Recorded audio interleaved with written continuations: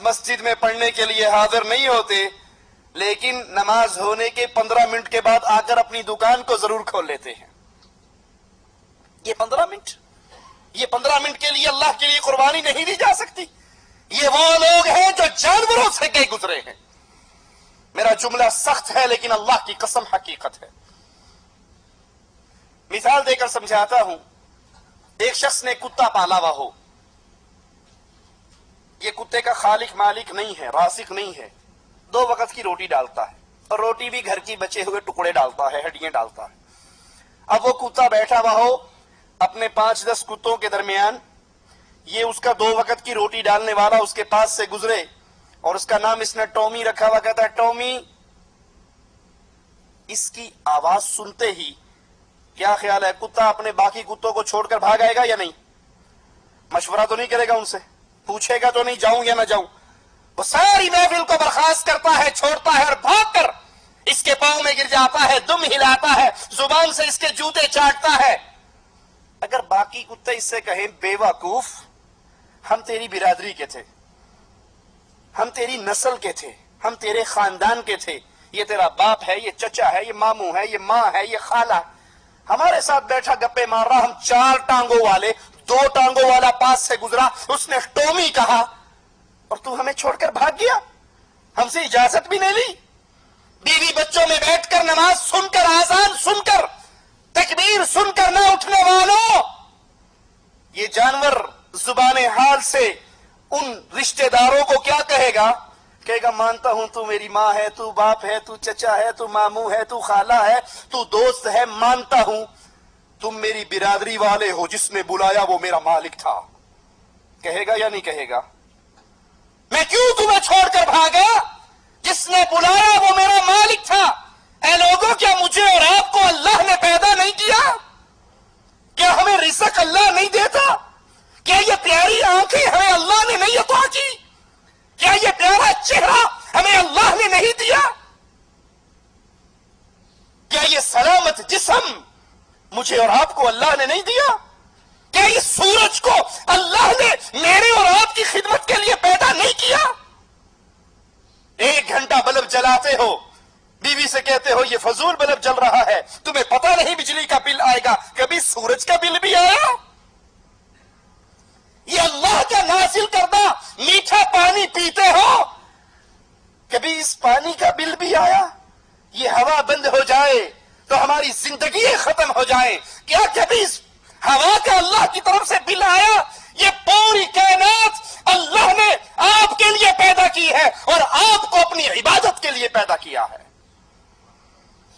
وہ جانور 2 وقت کی روٹی ڈالنے والے کی آواز سن کر بھاگتا ہے، اس کے قدموں میں گرتا ہے، اور ہم دن میں 5 مرتبہ حی علی الصلاۃ، حی علی الفلاح، الصلاۃ خیر من النوم، یہ آوازیں سن رہے ہیں، ہمارے کانوں سے ٹکرا رہی ہے، لیکن بہانے ہمیں بستروں سے اٹھنے نہیں دیتے، بہانے ہمیں دوستوں کی محفل کو ختم کرنے نہیں دیتے۔ یاد کر لیجئے،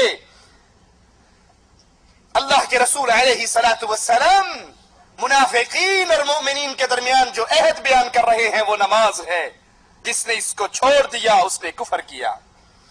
امام الانبیاء، امام اعظم محمد رسول اللہ صلی اللہ علیہ وسلم فرماتے ہیں من ترک الصلاة متعمدا فقد کفر جہارا، جس نے جان بوجھ کے نماز چھوڑی، جان بوجھ کے کیا مطلب؟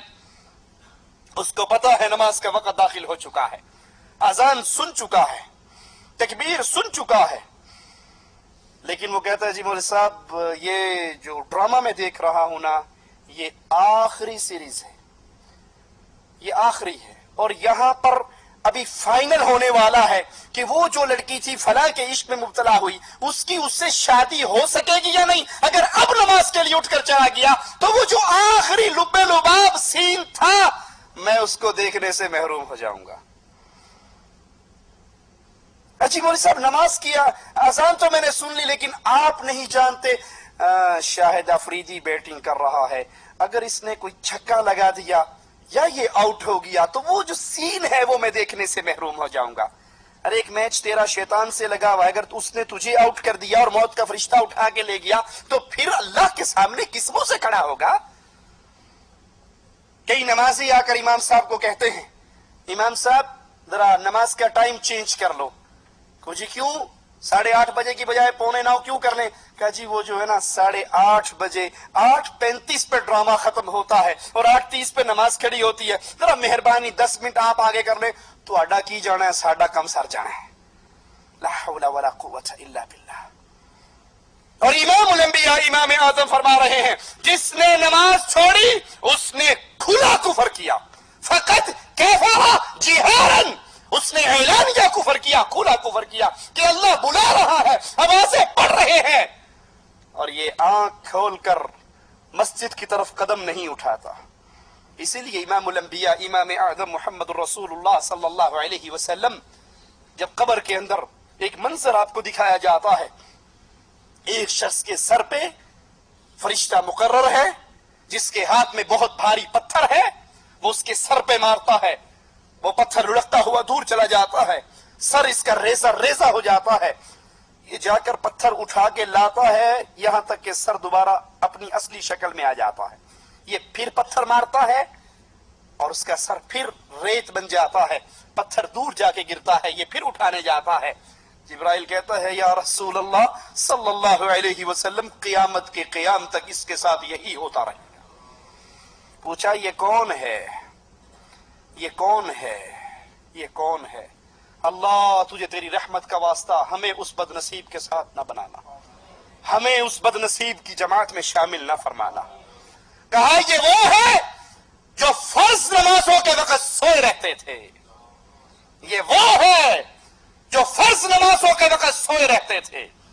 یہ تو سویا رہنا ایک معقول بہانہ ہے، سویا رہنا پھر ایک بہانہ ہے، اور جو جاگتے ہوئے کرکٹ میچ کے لیے، ڈرامے کے لیے، دوستوں کی گپوں کے لیے، محفلوں کے لیے، چائے پارٹی کے لیے، ولیمے والے دن شادی کی دعوت کے لیے، یا شادی والے گھر میں یا میت والے گھر میں جانتے ہوئے جاگتے ہوئے آنکھیں کھلی ہے، کان کھلے ہیں، اور پھر نماز نہیں پڑھتے. آج تو شادی کا دن ہے، آج تو میت کا دن ہے. ارے مسلمان کا کوئی دن ایسا نہیں جس دن میں وہ اللہ کے احکامات سے آزاد ہو جائے.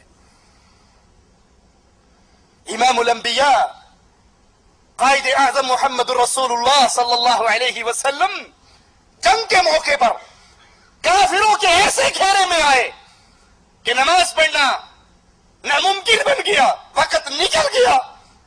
جب اس نماز کو پڑھنے کے لیے کھڑے ہوئے، وہ امام الانبیاء، وہ نبی جس نے طائف میں پتھر کھائے تو بددعا نہ دی، اس موقع پہ کہتے اللہ ان کافروں کے گھروں کو اور قبروں کو آگ سے بھر دے، انہوں نے ہمیں عصر کی نماز نہیں پڑھنے دی. یہ اس کے ساتھ سلوک ہے جو فرض نماز کے وقت سو رہا ہے، جس کی روٹین یہ ہے، جس کی عادت یہ بن چکی ہے. اور جو جاگتے ہوئے نمازوں سے غافل ہو جائے، ابن مسعود رضی اللہ عنہ وارضاہ فرماتے ہیں من ترک الصلاة کفر، جس نے نماز چھوڑی اس نے کفر کیا. جابر بن عبداللہ رضی اللہ عنہ وارضاہ فرماتے ہیں من لم یصلی